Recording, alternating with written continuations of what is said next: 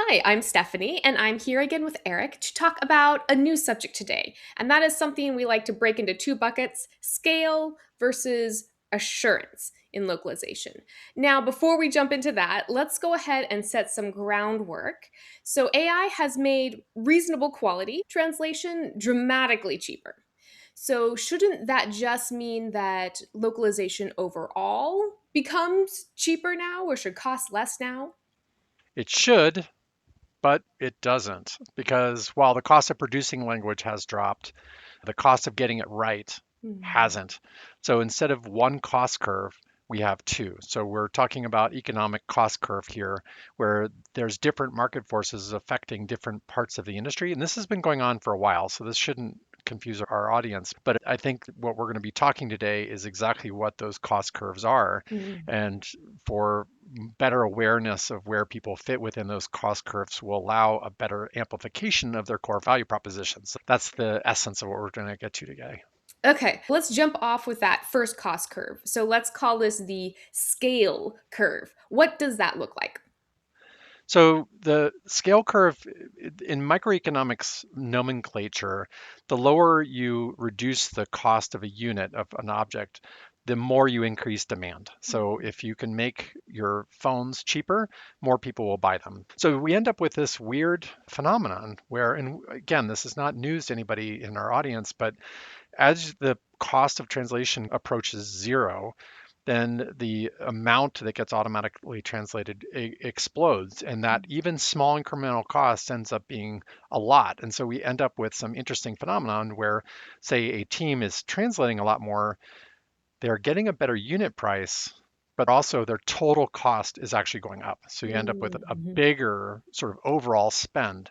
So the spend and the unit price are actually inversely related in some ways.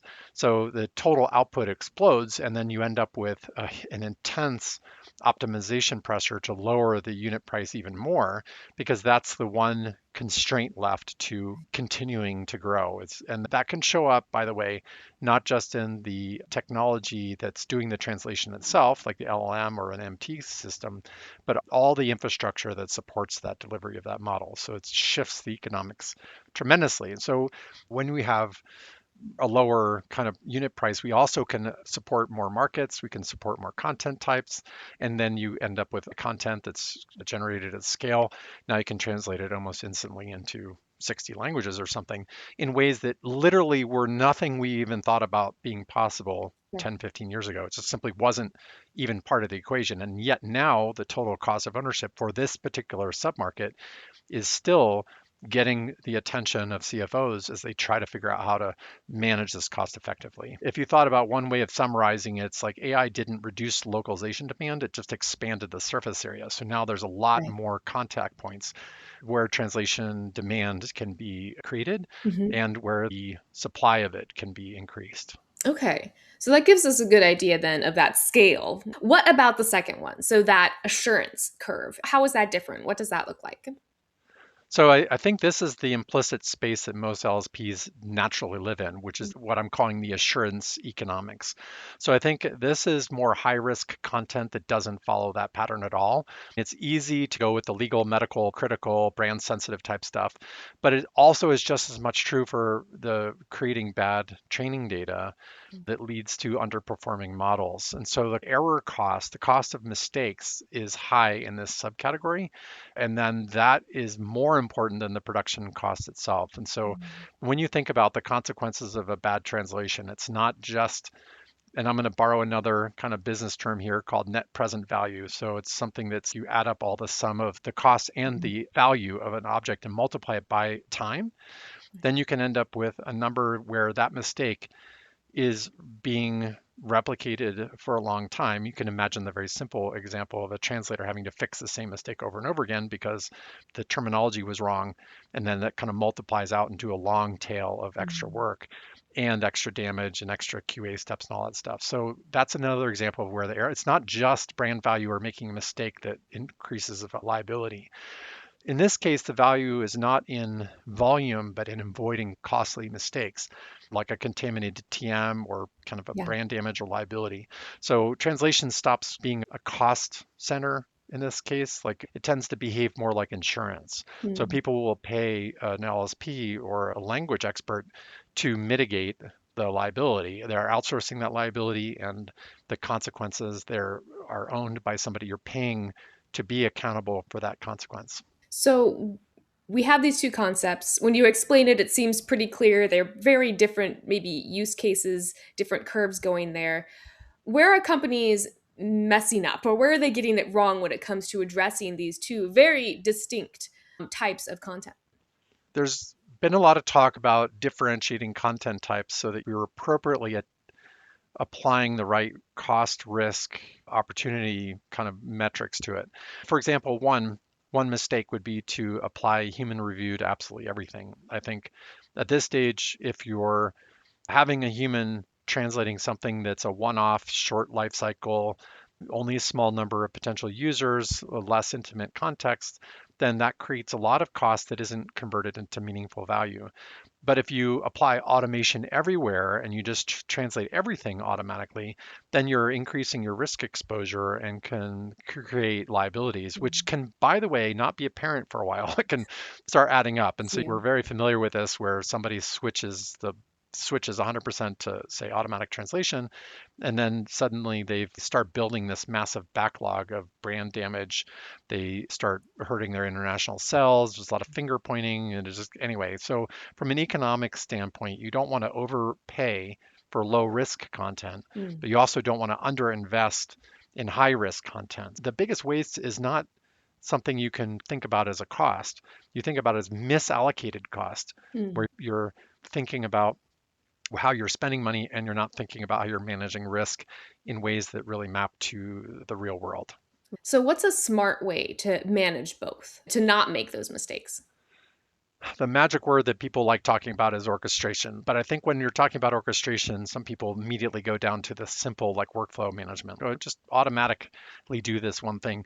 That can be measured in cost reduction in the simple way. Yeah, you don't have to manually copy and paste a bunch of things. That's fine. But I think differentiating your content types is really important. And you need to have a conversation about the risk, and it should be an honest conversation. And right now, I'm talking to the localization team managers within large organizations who have a bunch of different internal stakeholders, but having an honest conversation about the consequences of failure in this case, like what are the risks here? What is the value that translating this content is creating? What is the expected impact? From those conversations, then you figure out where should we apply automation? Where should we apply expertise? Like where do we automate? Where do we slow down and make sure that a human is involved?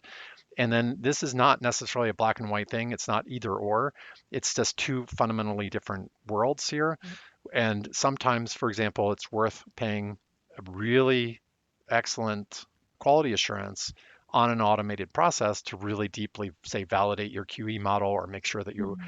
understand your risk exposure for certain types of things. So the nuance is really important. This is not just about the systems themselves, but you're looking specifically at the workflow friction. And we've talked before about this exploding wall of complexity that is addressing a lot of people when you have multiple different teams using different AI in different ways, and they're just overlapping each other and creating a lot of turbulence.